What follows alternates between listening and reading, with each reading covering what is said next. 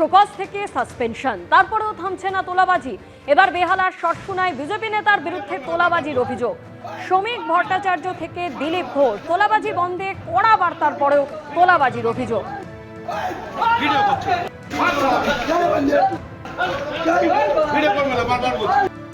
ওকে বললাম কটা বন্ধ গ্যারেজ, একটা গ্যারেজ কতক্ষণ থেকে কতক্ষণ থাকে? রাত্রি 1:30 2টো আড়াইটে। ভালো তো বলতে দাদা, হ্যাঁ দাদা তুই রাতে কেন? ও তো বল আমাকে মারবে।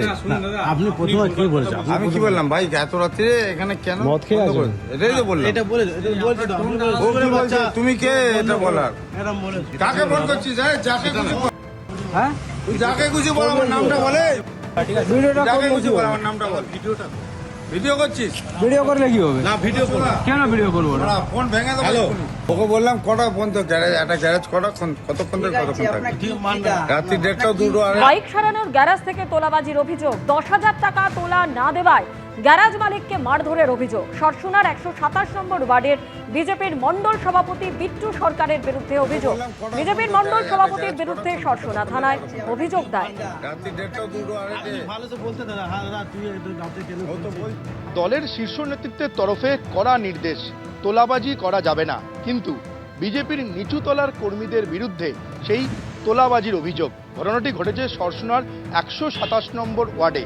যে বাইক সারানোর গ্যারেজের সামনে দাঁড়িয়ে রয়েছি, এই গ্যারেজের যে মালিক, সেই মালিককে মারধর করা হয়েছে, যার বিরুদ্ধে অভিযোগ বিজেপির মণ্ডল সভাপতি বিট্টু সরকার। সেই বিজেপির মণ্ডল সভাপতি বিট্টু সরকার গতকাল রাতে 10 থেকে 15 জনের দল এনে এই যে বাইকের গ্যারেজের যিনি মালিক রঞ্জন কুমার সিংকে 10,000 টাকা তোলা চান। সেই 10,000 টাকা তোলা তিনি দিতে রাজি হননি।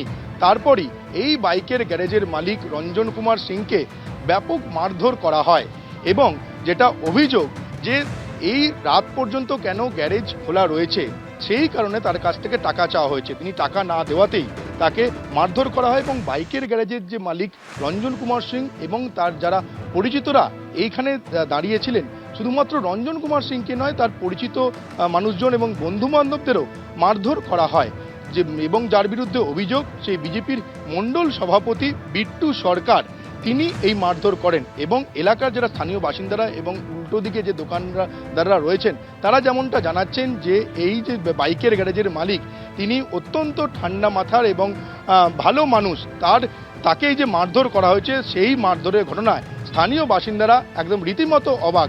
দলীয় নেতৃত্বের তরফে শীর্ষ নেতৃত্ব বারবার বলছে যে তোলাবাজি কোনো রকমভাবে বরদাস্ত করা হবে না, কিন্তু এই যে সরসুনার 127 নম্বর ওয়ার্ডের যে এই যে বাইকের গ্যারেজের কাছ থেকে যে তোলাবাজির অভিযোগ উঠল তাতে রীতিমতো স্তম্ভিত এলাকার স্থানীয় মানুষজনরা। এবং এই ঘটনায় যে বাইকের গ্যারেজের যিনি মালিক তিনি সরসুনা থানায় লিখিত অভিযোগ দায়ের করেছেন। অন্যদিকে বিজেপির মণ্ডল সভাপতির স্ত্রী যেটা অভিযোগ করেছেন যে রাতে বাড়ি ফেরার সময় মণ্ডল সভাপতির ওপর হামলা করা হয় এবং মণ্ডল সভাপতি এই মুহূর্তে হাসপাতালে চিকিৎসাধীন রয়েছে। কিন্তু বিজেপির শীর্ষ নেতৃত্ব বারংবার নির্দেশ দিচ্ছেন এবং কড়া বার্তা দিচ্ছেন যে তোলাবাজি করা যাবে না, তো তারপরও কেন এই তোলাবাজির ঘটনা ঘটল সেটাই সব থেকে বড় প্রশ্ন।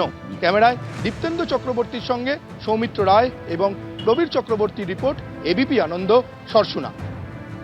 বিজেপির শীর্ষ নেতৃত্বের একের পর এক সতর্ক বার্তা, এমনকি ব্যবস্থা গ্রহণও করা হয়েছে, কিন্তু তারপরেও দেখা যাচ্ছে তোলাবাজির একের পর এক অভিযোগ সামনে আসছে। সরসুনার এই ঘটনা, এখানে অভিযোগকারী ঠিক কি বলছেন, কি অভিযোগ তার শোনাবো। বিজেপি কাজ করতে থাকে, ঠিক আছে, ও এসে আমাকে ধমকি দিয়েছে তো টাকা ভাড়া দিই, আমি টাকা কেন তোমাকে দেবো? তারপর বলে না দিলে তোমার তো ভারী পড়ে যাবে। আমি বলি ঠিক আছে, ভারী করে দেখে নেবো। কেন টাকাটা চাইতো কেন? এটা যাই না, দোকান খুলি না 11টার সময়, তোমার 11টা রাতে 11টার সময় বন্ধ করি, ওর সাথে টাকা দেবে তো রাতে দোকান কাজ টাকা দিই 10,000। কাস্টমার আমার একটা লোক ছিল, ওকেও কাস্টমার আমার হেল্প করতে গেছিল, ওকেও মেরেছে। তুমি কেন আসছো? ও মেরেছে। তুমি নিয়ে থানায় কমপ্লেন করে? হ্যাঁ কমপ্লেন করেছি। কোন থানায়? এই তো হ্যাঁ সরসুনা।